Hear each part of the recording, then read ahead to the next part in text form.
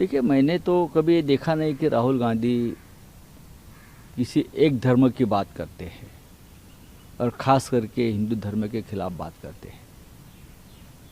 ये किरण रिजिजू जैसे जो मंत्री है, जो अचानक अंधभक्त बन गए हैं, कभी इसी पार्टी में गांधी परिवार के साथ काम करते थे।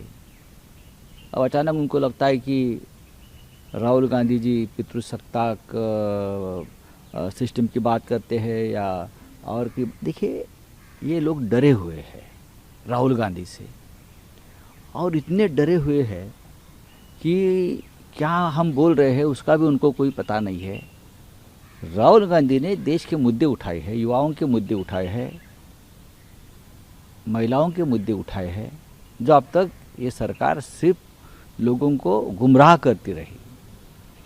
एक तो किरण रिजिजू जी पार्लियामेंट्री अफेयर मिनिस्टर ज़रूर है, लेकिन इतने भी बड़े नेता नहीं है जो राहुल गांधी के ऊपर इस प्रकार की टिप्पणी करे। अब राहुल गांधी बहुत आगे निकल चुके हैं। मैं हमारे मित्र किरण रिजिजू से कहूँगा कि भाई, राहुल गांधी अब बहुत आगे निकल चुके हैं, अब आपकी पकड़ में नहीं आने वाले, आप देखो। हाँ, लेकिन राहुल गांधी पिछले दिनों पुणे में थे, आप भी उसके बारे में टिप्पणी किया था और छात्रों की गूंज को लेकर, और उस पर उन्होंने वहां से लौटने के बाद महाराष्ट्र के मुख्यमंत्री को चिट्ठी लिखी है और उन्होंने कहा है कि महाराष्ट्र के कई आदिवासी छात्र अपने अधिकारों की मांग को लेकर 10 दिनों से उसमें गलत क्या है? इसमें देखिए, आप मिलिए। ये बात सही है, लगभग 20 दिन हो गए आदिवासी छात्र पुणे में अनशन पर बैठे हैं। राहुल गांधी अगर ये मुद्दा नहीं उठाते तो जो छात्र वहाँ अनशन पर बैठे हैं, आंदोलन पर बैठे हैं, उनके तरफ किसी का ध्यान नहीं जाता। उसी आंदोलन की दो आदिवासी लड़की आकर छात्र की गूंज में अपनी बात रखी राहुल जी के साथ, तब पूरे देश को पता चला कि महाराष्ट्र के आदिवासी बच्चों की स्थिति क्या है। ये बहुत शर्मनाक बात है कि महाराष्ट्र जैसे राज्य में आदिवासी बच्चों की हालत है, उनकी जो स्कूल है, उनके जो हॉस्टल्स है, वहाँ बहुत ही घटिया खाना मिलता है, यह अब सामने आया है, और सब ठेकेदार बीजेपी के हैं।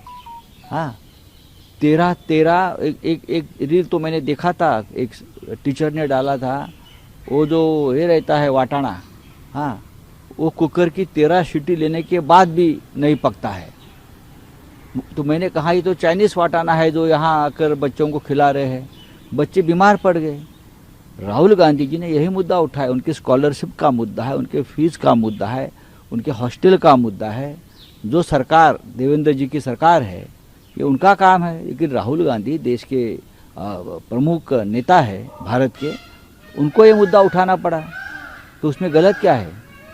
और दूसरी तरफ कांग्रेस के राष्ट्रीय अध्यक्ष मल्लिकार्जुन खड़गे हैं, वो कह रहे हैं कि पिछले दरवाजे से मोदी सरकार रिजर्वेशन को खत्म करने की कोशिश कर रही है, और उन्होंने उदाहरण दिया कि 2015 में जहां 4,24,000 केंद्र सरकार के पोस्ट खाली थे सरकारी नौकरी के, वही अब ये आंकड़ा बढ़कर 2024 में 8,24,000 हो गया। देखिए, मोदी सरकार कुछ भी कर सकती है, लेकिन आप ये करने के लायक नहीं बचे हैं।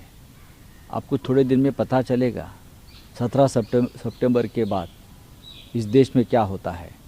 अब ये नहीं बचेंगे ये लोग, और कुछ करने के लायक भी नहीं रहे हैं। ये बस अपने आप को एक दूसरे को संभाल रहे हैं, एक दूसरे को आधार दे रहे हैं, बस। और एक आखिरी सवाल सर, कि सीजेपी ने 5 सितंबर को दिल्ली में दिल्ली मार्च का ऐलान किया है और कहा है कि हम जो छात्रों से वादे किए गए थे वो नहीं निभाए गए हैं, और इसलिए हम इंडिया गेट से लेकर पुलिस हेडक्वार्टर तक मार्च करेंगे। तो ठीक है, करना चाहिए।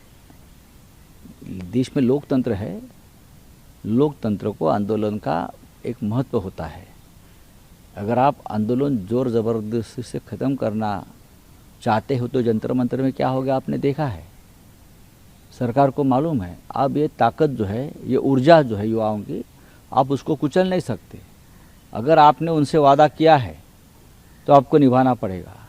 सरकार की तरफ से जिस मंत्रियों ने सीजेपी के नेताओं से बातचीत की थी, अब उस मंत्रियों की ये जिम्मेदारी है कि वादे क्यों नहीं पूरे हो गए, उसके पीछे कौन सी ताकत लगी है। तो अगर सीजेपी वापस एक आंदोलन खड़ा करना चाहती है तो हम उनका स्वागत करेंगे।